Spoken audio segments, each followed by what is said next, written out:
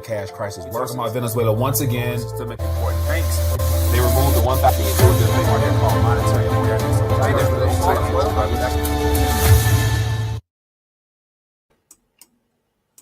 RTD News, midday check-in. Excited to connect. It's been a while. Hope everyone's doing well. Wanted to check in and just cover a couple interesting subject matters that's happening out here. It's been a minute since I've done a live stream, it seems, but due to schedule issues and things of that nature, doing the best I can on my end. But anyway, hope everyone's doing well. Trying to close some screens here and things of that nature.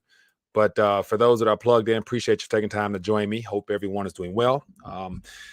Back at it again. Let's keep it moving. But anyway, so I wanted to share some thoughts in reference to the number to give it to us today, because it's just interesting how the number continues to climb on top of all the other issues that we are facing around the world. And we are definitely being lied to. They're definitely understating the numbers as always. And so I think this John Williams StatOshat's visual aid behind me does a pretty decent job of just showing you the divergence over the last several decades, all due to the adjusting and the removing of some key metrics that will give us more of an accurate number.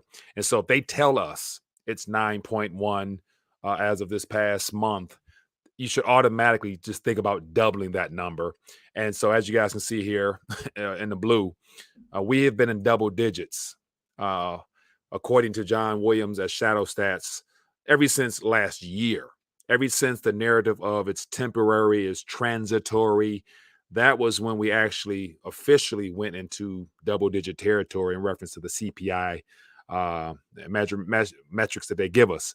And so I want to share an article with you that was fact-checked about Biden claiming that we have the lowest rate of inflation in all the developed nations.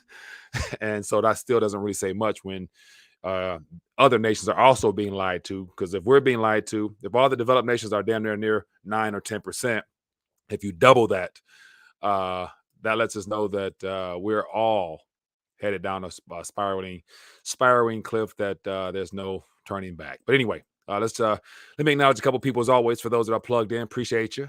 Let me know where you're watching from via the chat, and I'll jump into some headlines here. It won't be long. Then, of course, make sure you guys check in tonight. We'll do a live stream tonight. Start off on YouTube and head over to the locals page. So make sure you guys plug into that if you are interested. And if you happen to come across YouTube, Rethinking Dollar on YouTube, make sure you hit that bell notification. The algorithm, I received text messages, not text messages, but messages in the chat comment section, just basically mentioned how YouTube is automatically unsubscribing people. And I actually witnessed in real time the algos remove some keywords I was trying to use out of my posts in the dashboard. So it's bad, man. But anyway, I'll keep plugging along until I can't. So hit that subscribe button, hit that bell notification. Hopefully you get notified, and we can go from there. So, all right, let's keep it moving.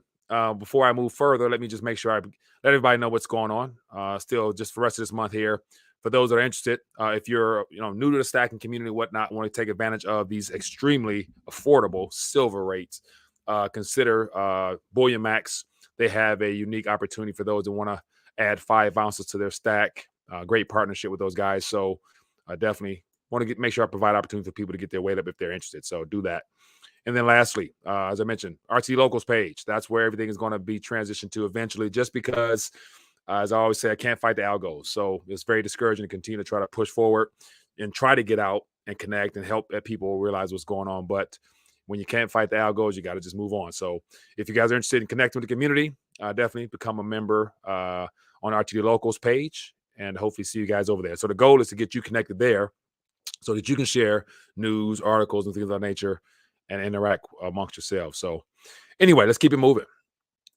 Let's jump right in. So the current figure that we were given, we actually touched on this. Let me make this a little bit bigger. So Oliver Reich was last month. We talked about the reverse repo debacle that is continuing to increase. So I think last I've checked is 2.3 or something trillion. And so he overlaid the reverse repo figures along with the CPI metrics that we're given. And you see the perfect correlation over the last year plus And so his prediction, and he mentioned this, the figures coming in, what he was anticipating was, he said, as of right now, the reverse repo funding it's leading the indicators for the CPI. So as of right now, he was saying last month that we were going to hear figures, closer to 9 something. And of course, 9.1 is what we're given today.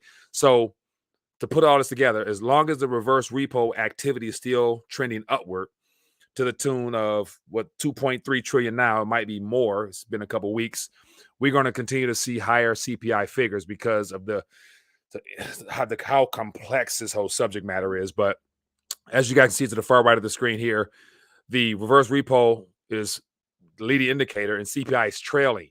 And so if this is accurate based upon his projections, that's what it seems to be right here, we have a lot higher to go when it comes to the CPI figures, barring all the events unfolding around us with the contraction of the economy, as well as the erosion of other emerging market economies due to the trade-weighted dollar, or the Dixie index, continue to just train wreck other nations. So don't be surprised if we continue to see higher figures on top of all the other things that's unraveling. So, but I thought I would highlight this because Oliver Reich mentioned that we will see 9 point something a couple weeks ago, which according to his reverse repo action seems quite probable. But anyway, let's keep moving. So inflation runs hotter in June as U.S. faces recession risks. U.S. policymakers are trying to avoid a recession while dialing back prices.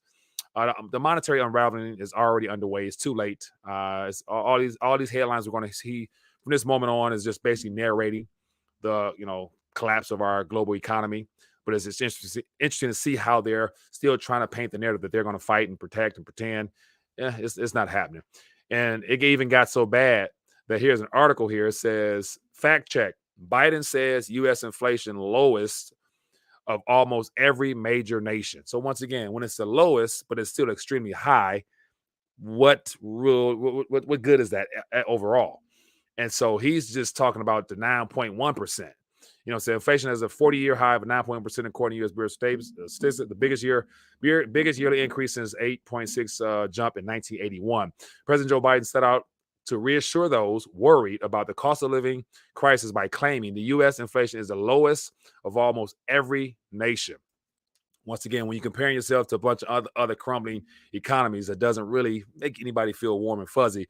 But just for the sake of this article here that fact-checked him, I want to play this little clip here, a little quick 30 or so second clip, just, in reference to what he's talking about here. So take a look at this. That as our economy has come roaring back, we've seen some price increases. Some folks have raised worries that this could be a sign of persistent inflation, but that's not our view. Our experts believe, and the data shows, that most of the price increases we've seen are expected to be temporary. All right, so that's from the mouth of the current administration. His experts that consult him are telling him that the price increases are just temporary. So I wonder what actual increases, what prices of what assets he's referring to, because there's different categories out there that will show up different for different people. But anyway, keep it moving. So I want to share with you a little. Let me see if I can get this on the screen here. Here is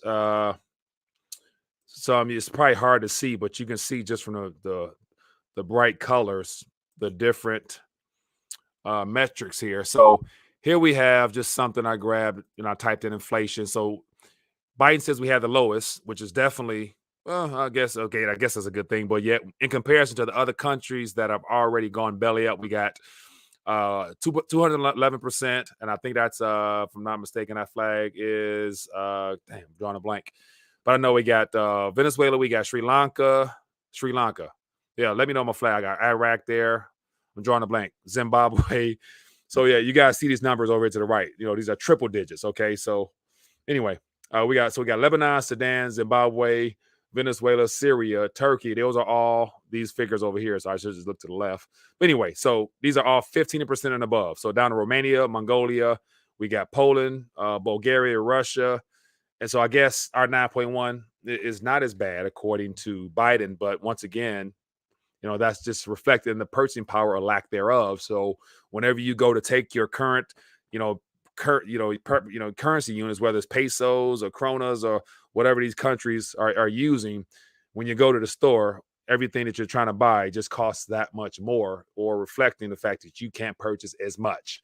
So if that's a good thing, we get 9.1 according to them. Okay, that's all fine and good. But that's just what we're being told to, because as always, we're being lied to. So here's the actual graph that's behind me here. This is from Shadow Stats. So every time the CPI numbers are given, John Williams updates his and comes out with what I would consider to be more truthful, in accordance to what people, it's closer to what people are actually feeling when they go and engage in the world. And so as you guys can see here, it's been decoupling since they changed the metrics back in the early 80s. And so as of right now, my whole point I want to get to with this, the deception of the CPI numbers, is that we have been lied to all along. And so the moment, here's 10% right here, according to Shadow Stat. Here's 10% right here. So this is when we broke the 10% mark officially. And on their metrics, it was when they broke out of that 2 to 3%. So when they were talking about it as transitory, we see a slight increase in the consumer prices. And of course, they use the PCE. But so right when they were saying that it was transitory, it will be transitory, and start shooting up, that's when we actually crossed the 10% threshold. If you use the metrics used, 30 plus years ago, calculating food, energy, and all the things we really use. And so basically for the last year plus, we have been in 10%. And as of right now, according to this, chart here, we're not too far from 20%. And so if you just automatically double the figures we're being given, that's more likely what the real figures are. So yeah, just more lies, more things to entertain. But anyway, here's another little tweet. So these are a couple things from Twitter I thought I would just grab. And as a result of the inflation numbers, you take that and do some adjustments, you get the real wages that are tanking at a negative 3.6%. So we haven't seen anything like this, period, within this little metric right here.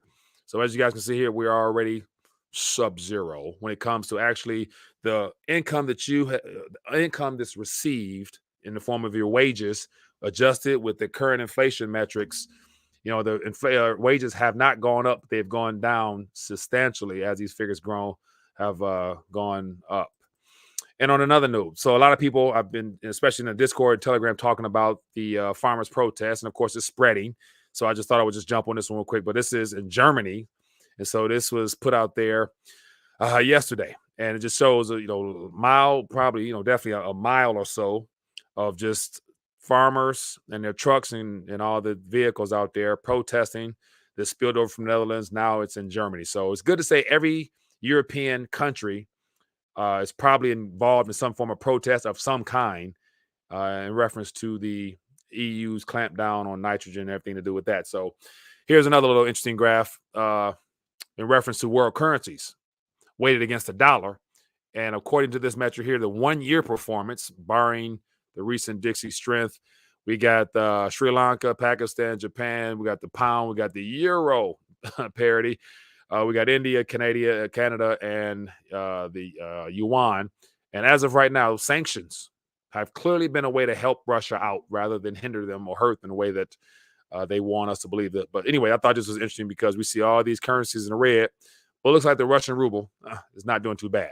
They've actually benefited off the sanctions more than it has hurt them. So thought that was interesting.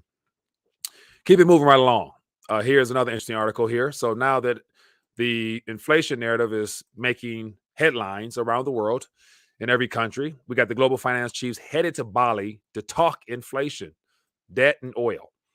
And so what can they actually talk about that could help us out at this current moment? In my opinion, it's going to be the fact that due to the Ukraine situation with Russia, we need to really ramp up and speed up the central bank digital currencies so that we can help people right where they feel it the most in their pockets. We need to help, make more people whole by getting them the funds they need to help fight this, this inflation, this Putin price thing, or whatever they're going to try to settle on. So as a result, they're going to be gathering to talk about how they can continue to keep the narrative of inflation fighting going while also promoting and prompting people to go for CBDCs and further brainwash people thinking that's going to help. So it's just, how this thing go.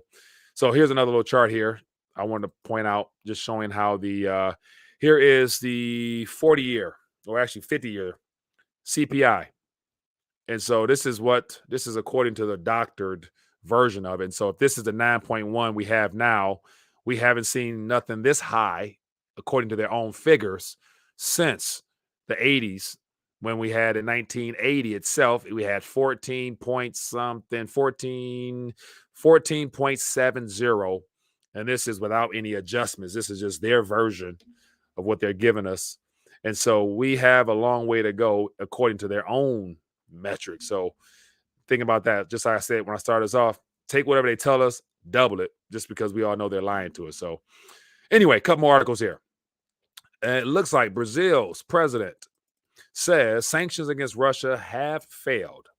And so we have another world leader out here talking against the sanctions, saying that they haven't done anything beneficial for the global economy, but it has helped Brazil, India, China, South Africa, because they are now able to acquire Russian energy a lot cheaper, which I'm sure they're not too mad. So it helps their people out a lot better. And a lot of these nations I've been reading have been basically purchasing excess energy to store it. My assumption would be that they know that there's another event coming where energy will become more problematic, and they're actually adding to their reserves. At the same time, in the U.S., our administration is further releasing our strategic emergency energy supply intentionally. We're not replacing it, to my knowledge. So that's just something to keep in mind, because more energy pain is coming. And then to my people in California, it says California governor signs a bill allowing victims to sue gun makers. So this could be very problematic, because at the same time they're trying to further hinder gun ownership. Now they're going to try to put the actual gun manufacturers out of business. And so if this flies, then you can expect more just crazy lawsuits by any and everybody who's been victimized by the use of a handgun of some kind throughout whatever the time frame might be. But this right here might be a way that they will force a lot of U.S. gun manufacturers, to either not sell in California, or if they have a lot of litigation costs, it could probably end up bankrupting a lot of these manufacturers to where they stop making guns, period. So this could be their second way of trying to get guns out of people's hands, by making the manufacturers have to close their doors, meaning that they won't be able to produce the type of weapons that they want to take out of our hands. So something worth keeping an eye on, because we'll see if it gets taken to the Supreme Court and shot down, but who knows. And just more information here. 70% of Americans think a recession is coming. And so here's the thing, like this survey here, in my opinion, is probably given with very vague questions that plays more to people's feelings based upon what they're experiencing right now. Like, you look at the gas prices at the pump, you see $4 or something, and so you naturally have a negative emotion of like the fact that your cost is almost doubled over the last year at the pump. So automatically you're going to sway towards not having any confidence in the economy itself, saying that a recession is probably here right now. And so these figures here are, taken with a grain of salt, just because most people don't really realize how recessions are calculated, or nevertheless how a depression will be calculated either. So, yeah. But anyway, thought that would be interesting. And then here are two interesting stories that I want to end off with. But it says buried treasure. It said a man discovers $2,000 in cash from a 1934 hidden under his porch in Wildwood. So it shows here a man, and he found two of these balls of notes. And so here's the picture. Nope, I gotta find another picture. But there's $2,000 worth of cash and 1934 notes found on his porch. And so the actual interview is interesting, because the cash is in good position, good condition. And so as of today, that $2,000 in 10s and 20s from 1934 is the equivalent of having $43,000 in your hand in paper notes. And so it was just a nice little interesting article here, because this guy found cash. And I'm thinking, like, whoever put that cash there in 1934, whenever they put it there, that was a large chunk of cash as far as savings is concerned, I'm sure. and he was mentioning that it happened during the Great Depression. So more than likely, you couldn't trust the banks, so you just dug it under your house or whatever and kept it that way. Probably forgot about it, died or whatever. But that paper is literally, other than it being a historical piece now, that $2,000 has nowhere near the amount of purchasing power had that person saved in gold or silver in the ground as a savings rather than paper notes. So $2,000 worth of paper, nowhere near the amount of purchasing power it would need. You need today over the last time frame there. But here we have a different article that I shared this the other day. Here we have a family in, if I can get this off my screen here, we had a family in California. It said in their backyard, this California couple discovered $10 million in gold coins. And so they found 2 containers of just pure gold coins, American gold coins, legal tender coins in the ground on their property. And let me see, give you some figures here. This is what they found on the ground.